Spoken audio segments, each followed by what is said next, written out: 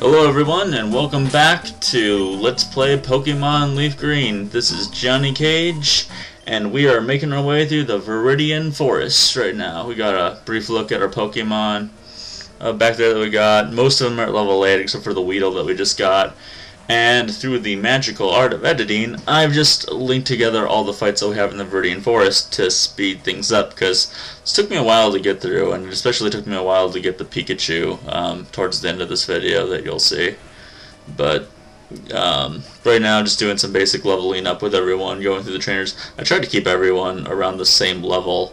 As you might be able to tell by now, the gimmick of this whole Let's Play is supposed to be whenever I get some new Pokemon, I'm going to bring him on the team no matter what, because I can tell you, I'm not afraid to admit that I've never actually gotten all 150 Pokemon before. In fact, in my first time ever playing the game, for Blue, back in like 98, I think it was, when it first came out, I didn't even use I used the Master Ball on something ridiculous. I don't even remember what it was, but I didn't even know that you were supposed to save it for Mewtwo towards the end. So that was my first experience. That was also a similar experience that I had with Final Fantasy X and the Jack Shot.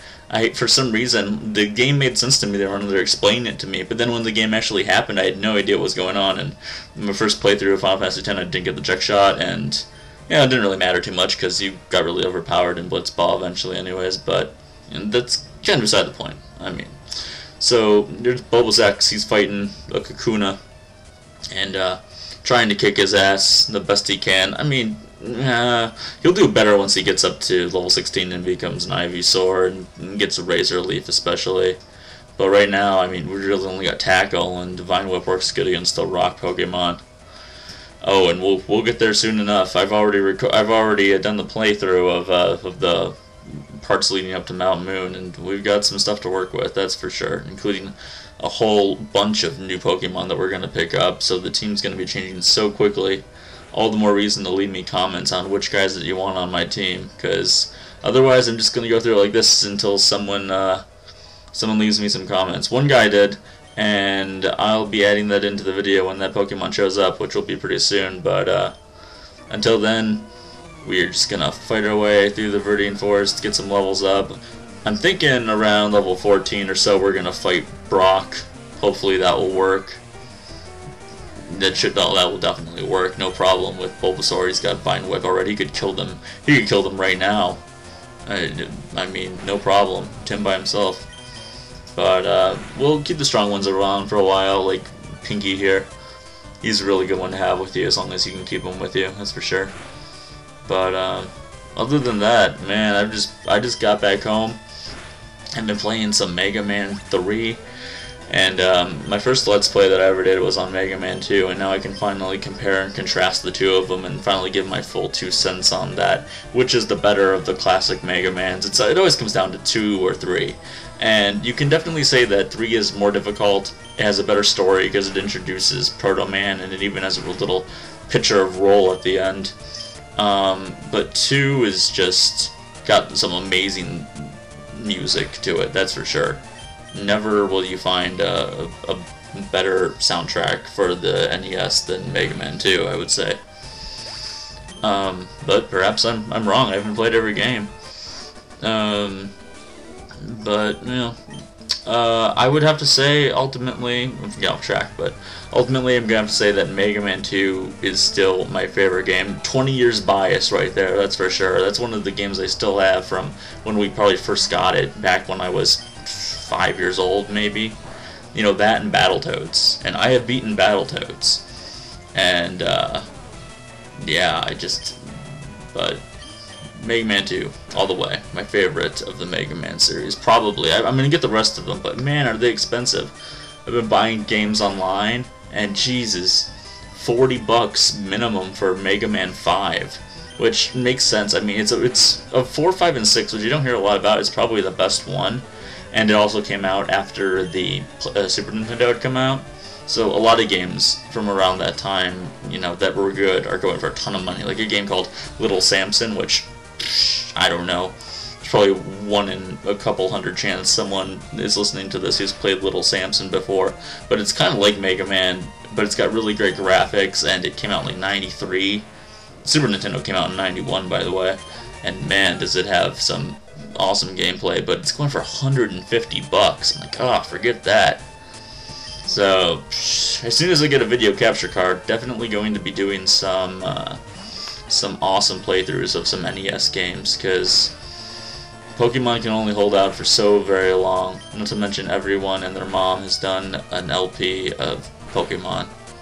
But, you know, it sets the standard. It gets you going for everything else. It helps you loosen up. Helps you talk to the people. Speaking of talking to the people, what the hell's going on in our fight? Pinky's still out there, still fighting that Metapod.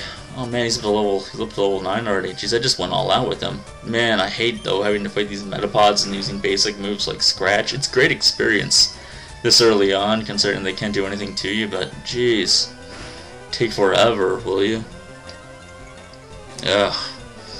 But yeah, otherwise, jeez. You know what I really hate about Mega Man 3?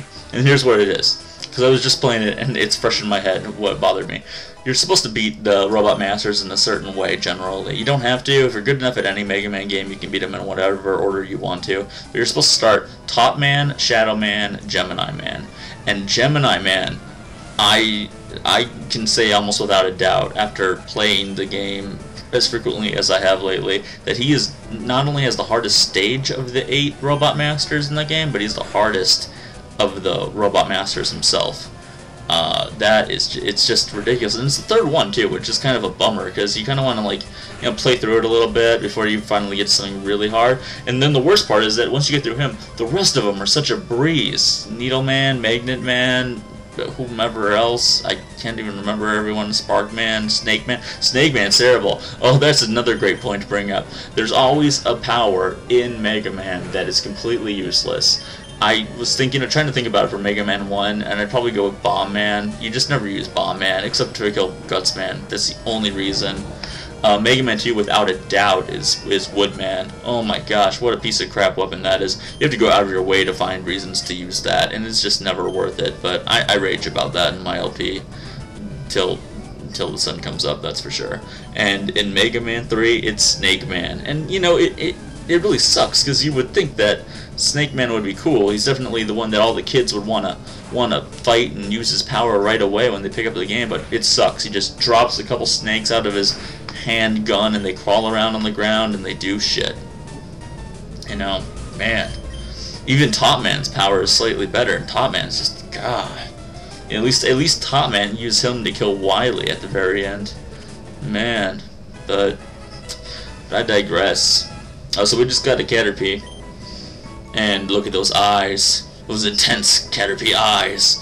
I had no choice but to give him a name most suitable for those eyes. That name was Killer. Not so exaggerated necessarily, but yeah, Killer. Don't mess with that Caterpie. Oh my gosh, we'll get a crazy edit. Wow.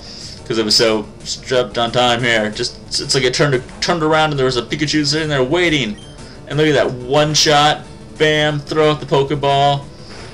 Struggle as you may, Pikachu, but for all the people in the world that demand that I must have a Pikachu on my team for this to be a complete review, there's your goddamn Pikachu. And seriously, I sat there playing the game for a good 15 minutes, just walking back and forth to get one. And you know, that's, if you've ever tried to play this game before, if you've ever tried to get a Pikachu, which everyone inevitably has, you've probably done that anyway. But just, I don't like Pikachu. He's not that great. He's all right. He's not so helpful right now. You know, when we get into the water, he's a little bit more helpful. When we get to Cerulean City, he'll be really helpful. But Bulbasaur won't be too bad either, because he's plant and he's still pretty strong against the water Pokemon. Not to mention by then we're gonna have other crazy Pokemon like Kadabra, more than likely, and man, Kadabra's one of my favorite Pokemon, if not my favorite Pokemon. So you named him Danger Mouse, or Mao, Danger Mao. And that's all the time we have now, actually. I'm running out of time. We'll talk to you guys later on.